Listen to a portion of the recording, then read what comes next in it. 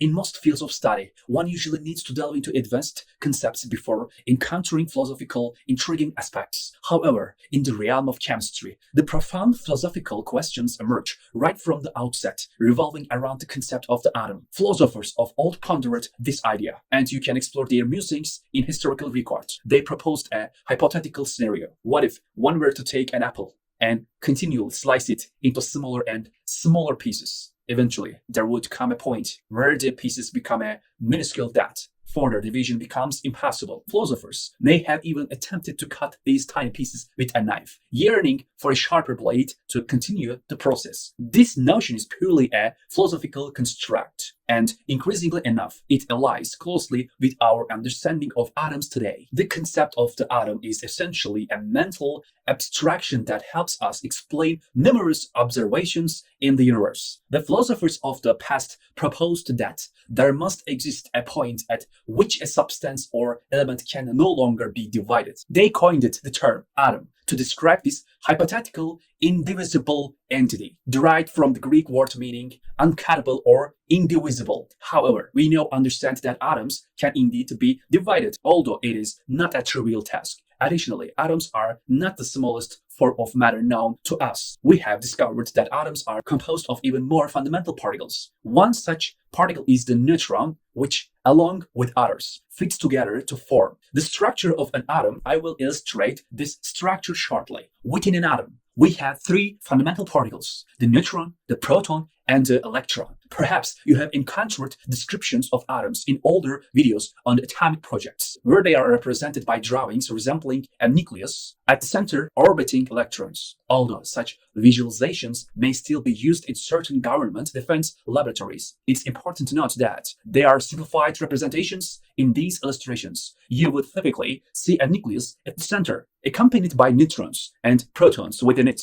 along with electrons orbiting around it. We will delve deeper into the specific of how many neutrons and protons different elements possess as we progress. The conventional notion, which I will refer to as the orbiting concept for now, although it will soon be evident that this term is incorrect and even mentally misleading, suggests that electrons orbit around the nucleus in a manner similar to how the Earth orbits the Sun or the Moon orbits the Earth. However, it has been demonstrated that understanding is fundamentally flawed. When we delve into quantum mechanics, we will explore the reasons why this planetary model fails and the contradictions that rise when attempting to depict an electron as a planet orbiting a star. Nevertheless, this was the initial concept, and it remains the prevailing perspective for many people when visualizing an atom. Now, I mentioned earlier that the atom is philosophically intriguing. Why is that? It's because our current understanding of atoms blurs the distinction between our physical reality and the idea that everything in the world is essentially information. It challenges the notion of true matter or absolute particles as we commonly define them in our everyday lives. As we delve deeper into the topic, you will gain a greater appreciation for the philosophical implications and the fascinating interplay between our perception of reality and the nature of atoms. When we think of particles, we often imagine something tangible, like a grain of sand that we can touch and feel. On the other hand, waves are often associated with phenomena such as sound waves, which represent energy changes over time. However, as we delve into quantum mechanics, we discover that these distinctions become muddled when we approach the scale or size of an atom. The nature of particles and waves becomes intertwined in ways that challenge our traditional understanding. Now, I mentioned that the previous depiction of electrons orbiting the nucleus is incorrect. So, what is the correct way to visualize an atom? Well, this is where things get interesting. The images or depictions we have of atoms are not actual photographs, but rather representations. You might wonder, how can we have a picture of an atom? The reason is that most wavelengths of light, especially those in the visible range, are much larger than the size of an atom. In our everyday experiences, we observe objects through reflected light. However, when it comes from atoms, reflected light can be considered too large or imprecise to accurately observe their details. Now, let's focus on this depiction of a helium atom. A helium atom consists of two protons and two neutrons in its nucleus, or at least that's the case for this particular helium atom. In this representation, the protons are depicted in red, while the neutrons are represented in purple. The nucleus is located at the center of the atom. Surrounding the nucleus, you'll notice a hazy region, which represented the 2 electrons that the helium atom possesses, or at least electrons present in this helium atom. It's worth mentioning that an atom can potentially gain or lose electrons, but in this case, we have 2 electrons. You might be wondering how these 2 electrons can be visualized as a blurry haze that seems to be smeared around the atom. This is where things become philosophically intriguing. The traditional concept of an electron's path around a nucleus, similar to how planets orbit or how we typically imagine things on a larger scale, does not apply in the realm of atoms. It turns out that the exact momentum and location of an electron cannot be known simultaneously. Instead, what we have is a probability distribution indicating where the electron is likely to be found. In the depictions shown here, the areas in black represent higher probabilities, indicating that the electron is more likely to be found there. However, it's important to note that the electron could potentially be located anywhere, including regions that appear white, albeit with extremely low probability. The function that describes the electron's probable location is called an orbital, which should not be confused with the concept of an orbit. An orbital, unlike an orbit, is not a physical trajectory like Venus orbiting the Sun. Rather, it is a mathematical function that represents the probability of finding an electron in a particular region around the nucleus. Exploring the intricacies of orbitals and their relationship of electron behavior falls within the realm of quantum mechanics, which is beyond the scope of these introductory chemistry lectures. Nevertheless, it is fascinating to contemplate the peculiar nature of electrons at such a scale. While electrons are referred to as particles, they differ from the particles we encounter in our everyday lives. They exhibit behavior that defies precise localization, existing as a haze of probability.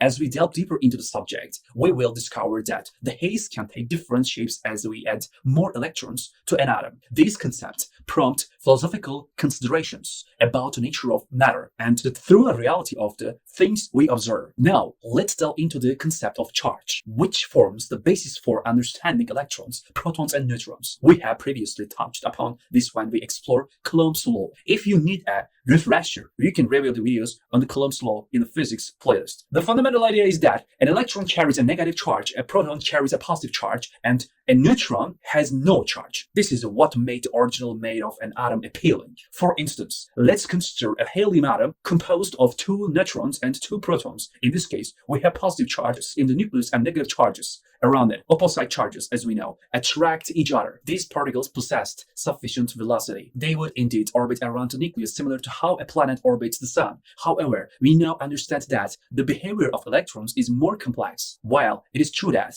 an electron further away from the nucleus has more potential energy and is inclined to move towards it, the quantum mechanics governing electrons do not allow for simple paths like those of comets around the sun. Instead, electrons exhibit wave-like behavior and are described by probability functions. We will explore this topic further in future videos. Now, let's address the question of how we organize elements. After discussing the philosophical aspects, it's important to understand how we identify an element. Is it determined by the number of neutrons? Well, no. The identity of an element is primarily determined by its number of protons, which is referred to as its atomic number. Each element on the periodic table has a unique atomic number, which corresponds to the number of protons in the nucleus. For example, helium has an atomic number of 2, indicating that it contains 2 protons in its nucleus. The number of electrons may vary within an element, resulting in different isotopes, but the atomic number remains constant. Indeed, the number of protons in an atom determines its identity as an element. This is why knowing the number of protons allows us to identify a specific element. The number of protons is referred to as the atomic number, which is a defining characteristic of each element. To determine the atomic number of an element, we can consult the periodic table of elements, which will be extensively covered in this playlist. For example, if we encounter an atom with 4 protons, we can refer to the periodic table and identify it as beryllium, which is associated with the atomic number 4. The atomic number is indicated at the top of each element's entry in the periodic table, and it corresponds directly to the number of protons in the nucleus. This distinct number of protons differentiates one atom from another. For instance, if an atom has 15 protons, we recognize it as phosphorus, and An atom with 7 protons is identified as nitrogen. Certainly, the number of neutrons and electrons in an atom does not affect its elemental identity, even if electrons are gained or lost. The element remains the same. Similarly, altering the number of neutrons in an atom does not change its elemental identity either. Now, let's consider the atomic mass of an atom. Atomic mass is often measured in atomic mass units, mu. For example, let's take a carbon as an illustration. Carbon has an atomic number of 6, which means it contains 6 protons in its nucleus. Mass number of carbon is 12, indicating the sum of its protons and neutrons. In a neutral atom, the number of electrons is equal to the number of protons. Since carbon has 6 protons, atomic number of 6, it will also have 6 electrons. This equilibrium of positive and negative charges makes the atom electrically neutral. So, to recap, the atomic number defines the element, while the atomic mass represents the sum of protons and neutrons. The number of electrons and neutrons in a neutral atom is equivalent to the number of protons. Now, let's focus on the neutral carbon atom with its atomic number of 6. To represent this atom visually, I'll draw a simple model, keeping in mind that this is not an accurate depiction. In the center, we have 6 protons, which correspond to the atomic number. Each proton carries a weight of 1 atomic mass unit. Speaking of atomic mass unit, it's important to understand their relationship to kilograms. Each atomic mass unit is a minute fraction of a kilogram, specifically, approximately 1.67 times 10 to the power of negative 27 kilograms. It's a remarkably small value that is challenging to visualize. By considering the protons' individual masses, we can calculate the overall mass of the carbon atom. However, it's crucial to note that the mass of an atom is not solely determined by protons. It also takes into account the neutrons and electrons, which we'll explore further. Now, let's discuss the arrangement of electrons in a carbon atom. Since we know that carbon is a neutral atom with 6 protons, it must also have 6 electrons to balance out the positive charge. Each electron carries a negative charge that is equal in magnitude to the positive charge of a proton. Therefore, the carbon atom contains 6 electrons. To represent this, I'll draw 6 electrons surrounding the nucleus. Keep in mind that this is a simplified representation for illustrative purposes. We have already established that the nucleus contains 6 protons and 6 neutrons. So, in total, the carbon atom consists of 6 protons, 6 neutrons, and 6 electrons. So, let's now focus on the electrons in the carbon atom. We know that there are 6 electrons orbiting around the nucleus. While I mentioned earlier that the behavior of electrons cannot be precisely determined, we can still represent their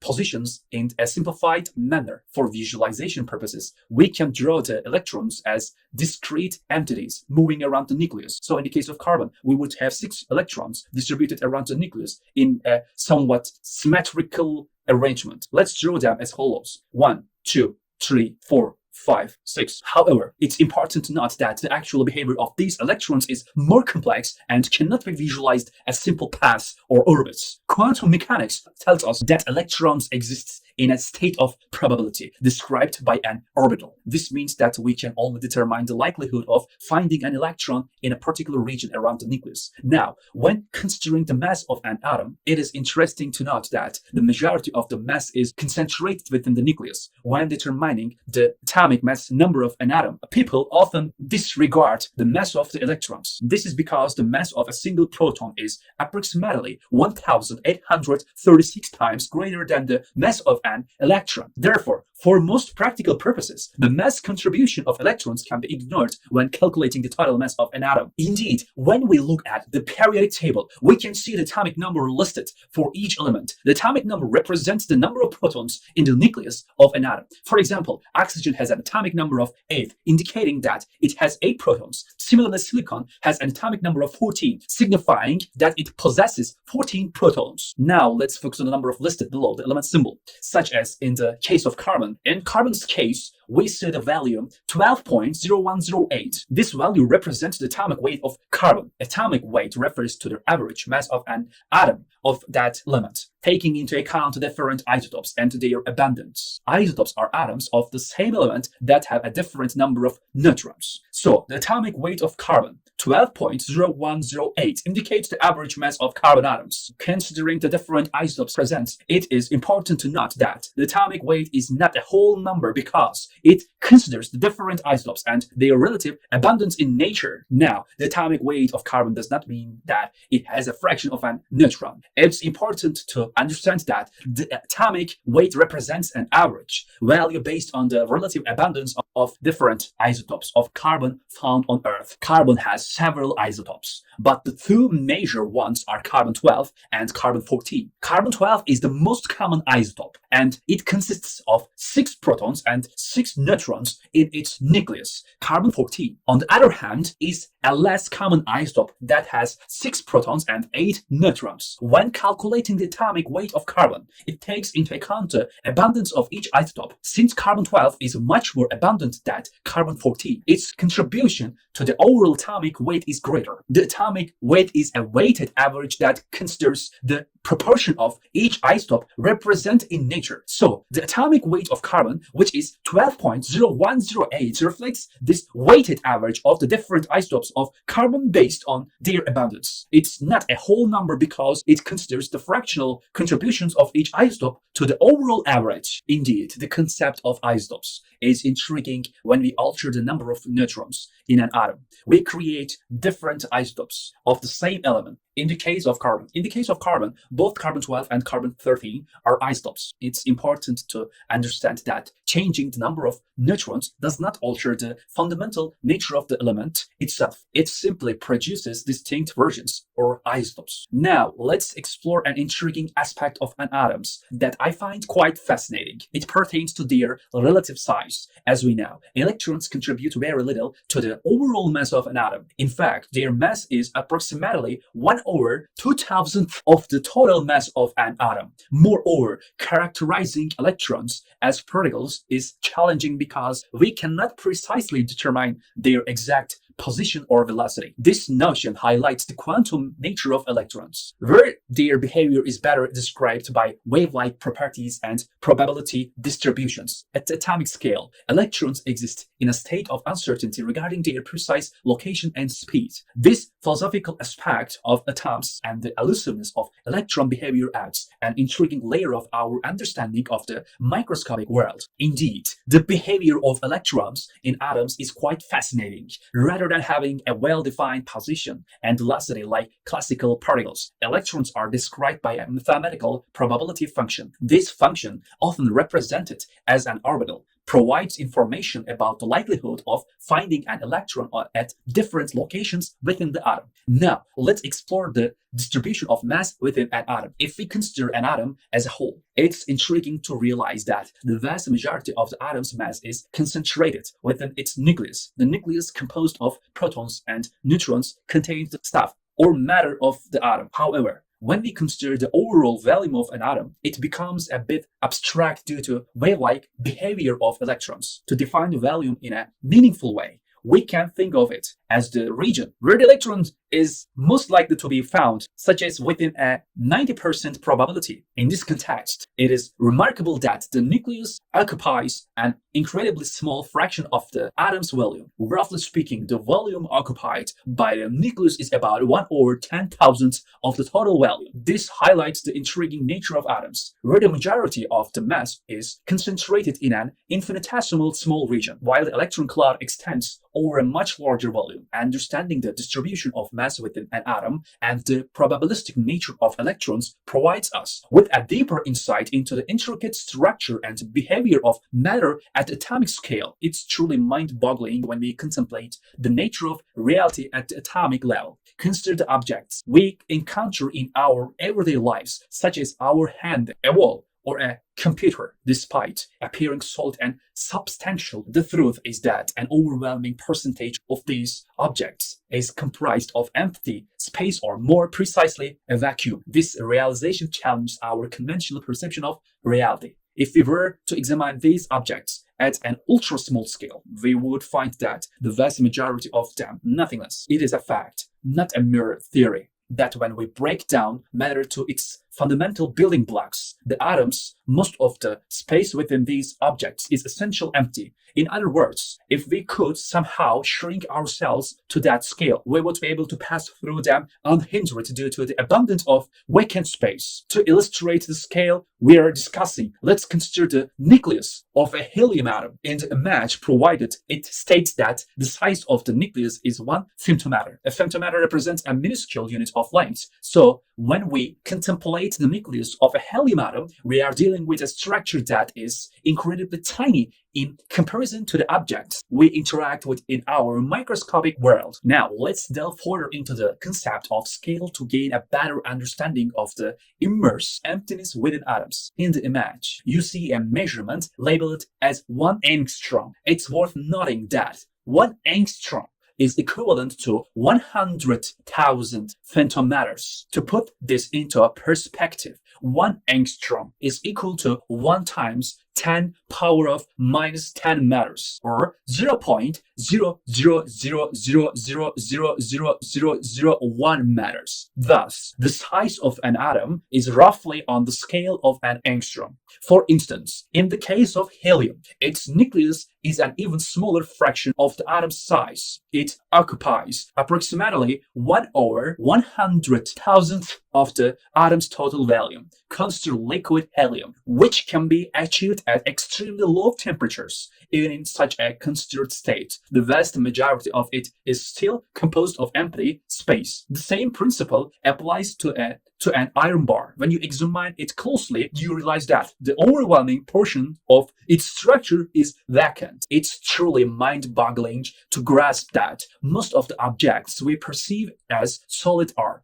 in reality, primarily composed of empty space. The illusion of solidity arises from the interaction of light with the object's surface and the forces that repel us when we try to touch them. However, in sense, there is no tangible substance to touch. Instead, it is the arrangement of particles and their interaction with external factors that give the illusion of solidity. Thus, the objects we encounter daily are essentially an intricate interplay of forces and energy within vast expanses of free space. With that, I'll leave you with this captivating realization, reserving further mind-blowing revelations for the next video.